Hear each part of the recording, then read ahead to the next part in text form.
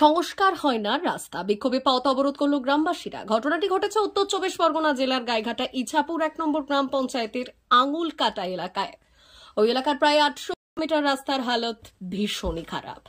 রাস্তাতে বাচ্চা কাচ্চা গেলেই পড়ে যাচ্ছে, সাইকেল নিয়ে গেলেও পড়ে যাচ্ছে, হেঁটে যাওয়ার মতন নেই, এতটাই জল জমে আছে, নদী মনে হচ্ছে নদী হয়ে গেছে রাস্তায়। সংস্কারের অভাবে বৃষ্টিতে যাতায়াতে অযোগ্য হয়ে পড়েছে রাস্তা। আর এই অবস্থায় পথ চলতি মানুষদের প্রতিদিনই প্রায় সমস্যার মধ্যে পড়তে হচ্ছে। স্কুল পড়ুয়া থেকে চাষি, সাধারণ মানুষ সহ প্রায় 400 মানুষের যাতায়াতের এই রাস্তা একেবারেই বেহাল অবস্থায় পড়ে রয়েছে। এই রাস্তাটার জন্য রাস্তাটা হচ্ছে না।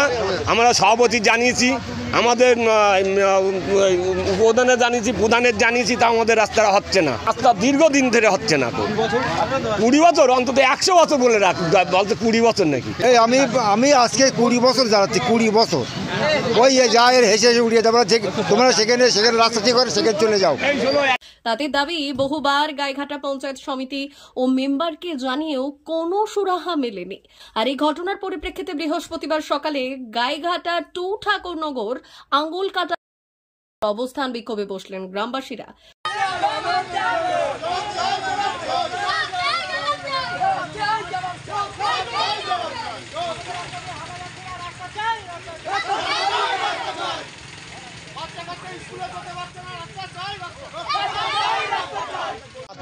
স্কুলের বাচ্চা কাচ্চা আছে, বাচ্চারা স্কুলে যেতে পারে না, যেতে গিয়ে পড়ে যায়।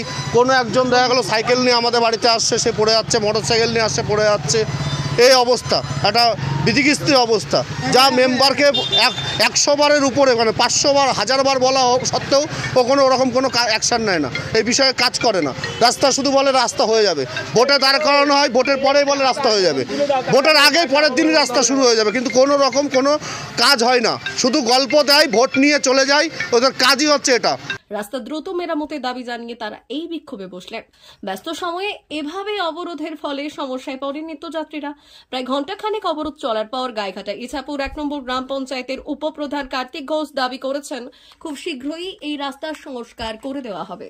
হয়নি না, ওই একটা রাস্তাই বাকি আছে, এবছর অ্যাকশন প্ল্যানে রয়েছে পঞ্চায়েত সমিতিতে, খুব শীঘ্রই ওটা করা হবে ফান্ডগুলো।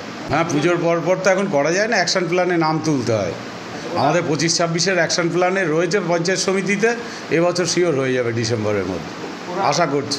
আমি এগুলো জানি না, এর মধ্যে রাজনৈতিক কোনো ষড়যন্ত্র কিনা আমরা জানি না, এর মধ্যে জানি না। একটাই রাস্তা আর আছে কাঁচা, আর বছর ওটা ড্রেন হয়ে গেছিলো স্যাংশন, কিন্তু বললো আমাদের ড্রেন দিয়ে করতে হবে, মাঝখান দিয়ে ড্রেন না করলে আমরা রাস্তা করতে দেবো না।